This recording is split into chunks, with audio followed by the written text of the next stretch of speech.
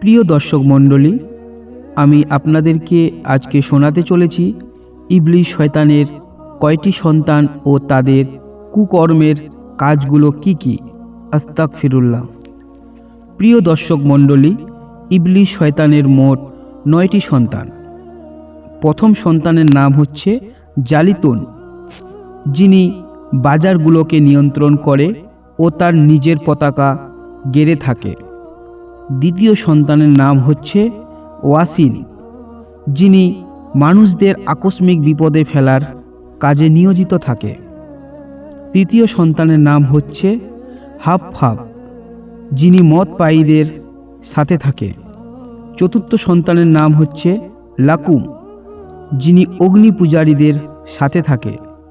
পঞ্চম সন্তানের নাম হচ্ছে আওয়ান, যিনি শাসকের সাথে থাকে। ষষ্ঠম সন্তানের নাম হচ্ছে মুররাহ, যিনি গান বাজনাকারীদের সাথে যুক্ত থাকে। সপ্তম সন্তানের নাম হচ্ছে মুসাব্বিদ, যিনি বাজে কথাবার্তা পৌঁছে দেওয়ার কাজে সর্বদা নিয়োজিত থাকে।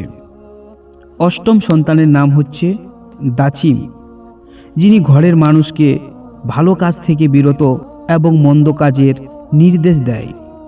নবম সন্তানের নাম হচ্ছে ওয়ালখান, যিনি উজু, নামাজ ও অন্যান্য ইবাদতে কুমন্ত্রণা দেওয়ার কাজে নিয়োজিত থাকে।